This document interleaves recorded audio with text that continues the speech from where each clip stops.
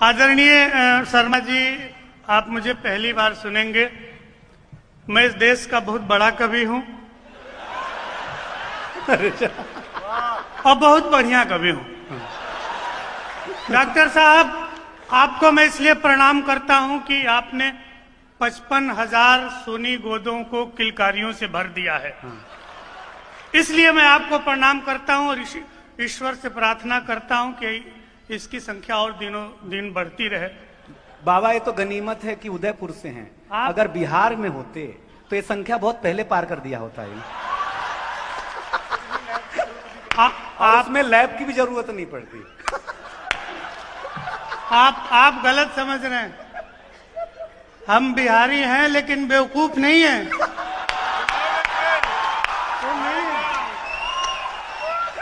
हमको लैब की क्या जरूरत होती है?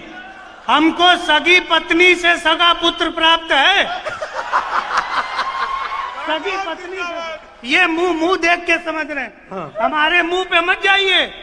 जब हम पैदा हुए थे होते बहुत खूबसूरत थे, बाद में सरकार ने आधार कार्ड बना दिया। अब हमको आधार कार्ड के हिसाब से अपना मुंह रखना पड़ता है। कहीं काला, कहीं पीला, कहीं सफेद। मुंह ऐसा नहीं है। ऐसा नहीं। बार जोरदार तालियां यार, क्या बात है। वाह वाह वाह वाह, क्या कहना। ये मुंबई, ये कोई गौरव नहीं है कि आप गोरखपुर में पैदा हुए हम मुंबई में रहते हैं। ये कोई बड़ी बात नहीं है। बड़ी बात हम लोगों की है। बस ये कहने का इनका तरीका नहीं है। हम बनारस वाले बटन दबाते हैं तो चाय वाले को भी प्रधानमंत्री बना देते हैं। ये तरीका है। जिसको हरा देते हैं उसको मुख्यमंत्री बना देते हैं। दोनों तरफ से आनंद। ये कह रहे थे पंडित जी अंडा छील के खाते हैं। हम अंडा नहीं खाते, हम सीधे अंडा के बाप को खाते हैं। और तर्क देते हैं। और आपको मैं पौराणिक तर्क देता हूं। जितने लोग ये आदरणीय, इधर इधर इधर फोटो इधर लो भाई, इधर। ये विद्वान कभी इधर खड़ा है, आप फोटो उधर खींच रहे। अब इतने भी बेवकूफ नहीं है। आप सुनिए, आपको बहुत आनंद आए। जो इनका कहने का तरीका है। और आप हमारे बिहार के भोले भाले लोग ज्ञान ले रहे हैं। गौतम बुद्ध को यहाँ ज्ञान प्राप्त हुआ, उसके बाद किसी बिहारी ने ज्ञान लिया ही नहीं किसी से। हमने हमेशा ज्ञान दिया। हम क्यों ज्ञान लेंगे किसी से? हम क्यों ज्ञान लेंगे? हम ऑलरेडी ज्ञानवान लोग हैं। हमको ज्ञान लेने की जरूरत क्या? मुर्गा का शास्त्रीकरण। आप ये मुर्गा की देखिए, आप आनंद लीजिए, तालियां बजाइए। इधर उधर होगा थोड़ा तो हमारा इधर उधर जाए। ये कह रहे थे ना अंडा खाते हैं। देश के जितने ब्राह्मण हैं सबको मुर्गा खाना चाहिए। क्यों खाना चाहिए? हम शास्त्रीय प्रमाण दे रहे हैं। चंद्रमा ने इसी मुर्गा के रूप में गौतम ऋषि के साथ छल किया था। जब तक इस सृष्टि से मुर्गे का नाश न हो जाए तब तक एक भी ब्राह्मण को ऐसे नीचे नहीं बैठा। पूरा मुर्गा को नाश कर दिया। तो तू ही ले आ सकल है। कह रहे ये कह रहे ये महानगरों में कहते हैं बिहारी ऐसे बिहारी। क्या आप सही सोचिए। राणा प्रताप घास की रोटी खाए तो महान हो गए, हम बिहारी चारा खाए तो बेईमान हो गए। एक ही चीज है, एक ही चीज है साहब, एक ही चीज है। हम इतिहास दोहरा रहे हैं। अभी वो भाई साहब जो कह रहे थे, सर हम इतिहास दोहरा रहे हैं। पहले राणा प्रताप खाते थे, आजकल हम लोग खा रहे हैं। है किसी के पास क्षमता? हम कविता सुनाते हैं, हमको उलझाइए। हाँ उलझाइए। हम शर्मा जी, वास्तव में मैं बहुत पढ़ा लिखा है और बहुत बढ़िया कवि हूं। वो जबरदस्ती वाला नहीं, मैं बहुत बड़ा कवि हूं। हाँ, ये कुछ ऐसा नहीं लिखा। आप सुनिए, आप केवल सुनिए, आप बोलिए नहीं। बोलने के लिए ये अर्थराइज है। देखिए हाँ आप सुनिए, सुनाता हूँ सर। हमारे हम जल्दी जल्दी सुनाएंगे, हमको जितना टाइम मिला उससे हम 5 मिनट कम में ही खत्म कर देंगे, बहुत बहुत कम। हम बहुत ज्ञान देना बहुत ये सब करते ही नहीं। जिस चीज को हम बीए की क्लास में नहीं जान पाए, हमारा बेटा 5वीं कक्षा में जान गया। किस ज्ञान, किस चरित्र निर्माण क्या सिखाएं। आके कहा एक दिन, पापा हमारी क्लास की मैडम बहुत कंटाप है। हाँ, एकदम ब्यूटीफुल, बहुत खूबसूरत है। हमने कहा चुप, संस्कार सीखो, अध्यापिकाएं मां समान होती हैं। कहा आप चुप रहिए, हमेशा अपने जुगाड़ में रहते हैं, वाह हमारे विषय में सोचते नहीं। जहां बच्चे यहां तक चले गए हैं, वहां के थोड़ी थोड़ी तालियां बजा दीजिएगा, हमारा काम हो जाएगा। हम आपको बहुत बढ़िया सुनाते, सुनिए। हमारे जब दादाजी हमारे 85 बरस के हो गए, तो यमराज का मिसकाल आया, मिसकाल कि आपका कार्यकाल पूरा हो गया, चलिए। भारतीय परंपरा के हिसाब से हमने दादाजी से पूछा कि कोई अंतिम इच्छा हो तो बताओ। हिंदुस्तान का बुजुर्ग मरने के कगार पे है, अपनी अंतिम इच्छा बताता है, निर्गुण भक्ति भाव से सुनिएगा। हाँ, निर्गुण भक्ति भाव से सुनिए कि मेरे खानदान के बयो बुजुर्ग दादा बोले, प्रतिदिन गंगा में नहाना चाहता हूं मैं, और बाकी बचे जीवन को भोले की शरण जाके राम राम जप के गंवाना चाहता हूं मैं। कि जैसे तैसे मेरी बीत गई है जवानी, आशाराम सा बुढ़ापा न बिताना चाहता हूं मैं। ये आप गलत जगह ताली बजा रहे हैं। हाँ, वो ताली वाली पंक्ति अपने आप चली आएगी, उसके लिए बस आप तैयार रहिए। फिर से पढ़ता हूं कि मेरे खानदान के वयो बुजुर्ग दादा बोले, प्रतिदिन गंगा में नहाना चाहता हूं मैं, और बाकी बचे जीवन को भोले की शरण जाके राम राम जप के गंवाना चाहता हूं मैं। कि जैसे तैसे मेरी बीत गई है जवानी, आशाराम सा बुढ़ापा न बिताना चाहता हूं मैं। और मेरी अंतिम इच्छा है बस एक बार राधे माँ को गोद में उठाना चाहता। कोई जिंदाबाद अनिल भैया, वाह वाह वाह। बस ऐसे ही राधे माँ। देखिए हमको अभी बस अपने अध्यक्ष जी तक पहुंचना है, तो इसलिए जल्दी जल्दी इसी आनंद उत्साह के साथ सुनिएगा। तब तक संचालक जी आ जाएंगे, पीएचडी की डिग्री को प्रमाणित करने के लिए गए होंगे।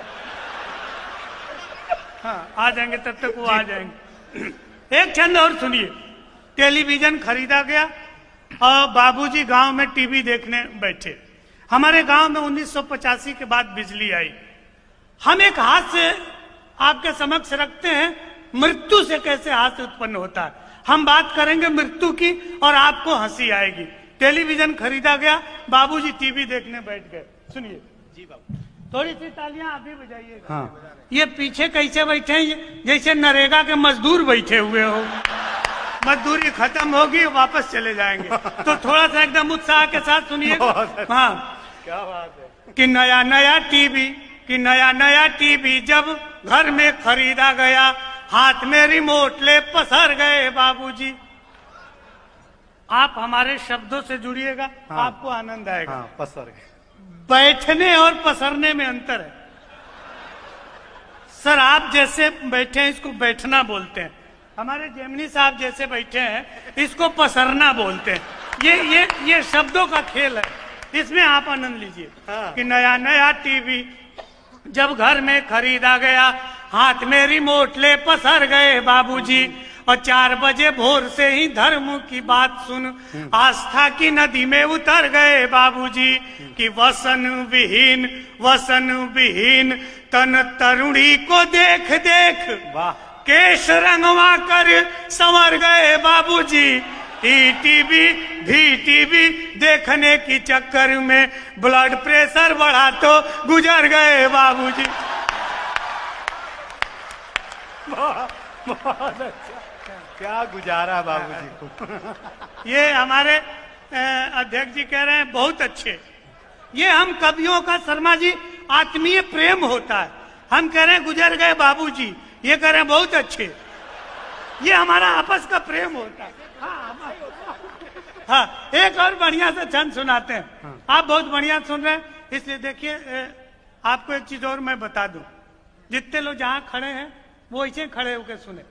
हम किसी को साहब नहीं कह सकते कि आप बैठिए, बैठाने का काम हमारे खानदान में गया जी ले जाके किया जाता है, हम वही ले जाके बैठाते हैं। तो हमने कभी किसी को नहीं कहा कि आप यहाँ बैठिए या खड़े हो जाइए।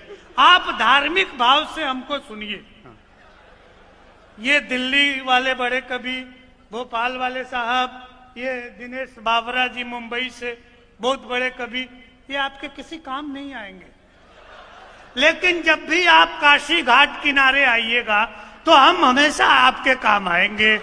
इसलिए इस आध्यात्मिक दृष्टि से भी आपको सुनना होगा। एक बहुत बढ़िया छंद सुनाते हैं, आपको सुनिए। भारत वो देश है जहां दीवारों पे लिख के बताया जाता है दीवारों पे लिखना मना है।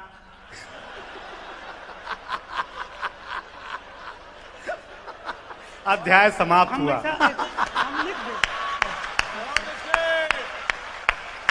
हम पहले ये लिख देते तब सब उसको पढ़ते। आप इस दृष्टि से सुनिए।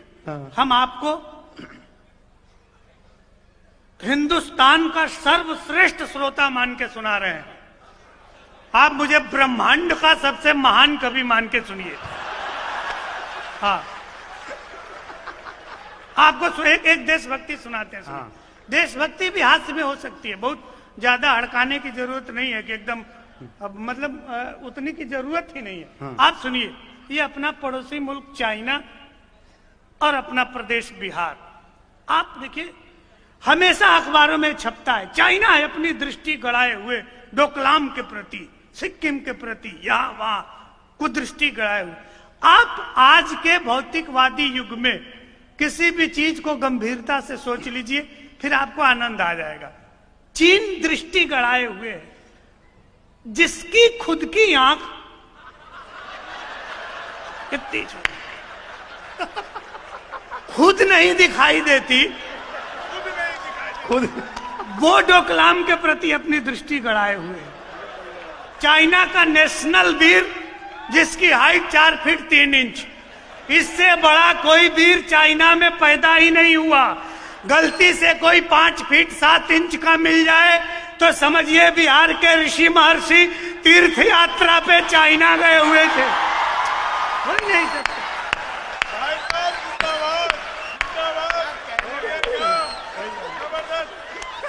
अब आपको एक छंद सुनाते। हाँ सुना। तीर्थ यात्रा, आपका ध्यान इधर उधर रहेगा तो हम क्या करेंगे? नहीं, ये सब नहीं होता। हाँ। आप जिम्मेदार प्रबुद्ध व्यक्ति हैं, आप एक बार में काम चलाइए। टीम बहुत लंबी है, बड़े बड़े कवि हैं। हाँ, तो अभी 2 बार मत सुनिए, 1 बार सुनिए। अब आगे बैठे बात करेंगे तो बात तो निकल ही जाएगी ना। आप पंक्ति पकड़िए, आनंद लीजिएगा। एक क्षण देखिए, खून का कोई कतरा नहीं गिरेगा, एक गोली खर्च नहीं होगी। अंतरराष्ट्रीय बेइज्जती कर दीजिए, दुश्मन देश की अंतरराष्ट्रीय बेइज्जती कर दीजिए, आपका जो है कि देशभक्ति सिद्ध हो जाएगी। बहुत कुछ करने की नहीं, कुछ कोई जरूरत नहीं करने की। आप प्रयोग देखिए, आनंद लीजिएगा। कि बटन सी आंख बीच चाइनीज नाक तेरी, कि बटन सी आंख बीच चाइनीज नाक तेरी, धाक में सुराख कर देंगे लाल माओ के। और एक बात जिन पिंग ठीक से समझ लेना, कोट में गुलाब नहीं दाढ़ी वाले ताऊ के। ये थोड़े दिन के बाद समझ में आएगी, ये गूढ़भूत व्यंग है, परसों तक समझ में आएगा। कि एक बात जिन पिंग ठीक से समझ लेना, कोट में गुलाब नहीं दाढ़ी वाले ताऊ के। कि ड्रैगन के परदादा, ड्रैगन के परदादा कालिया के फन पर कथक किए थे लघु भ्राता बलदाऊ के। तो कान खोल सुन लेना, बाप ही लगेंगे हम, इजिंग पिजिंग क्लिंग चिंग चांग चाऊ के।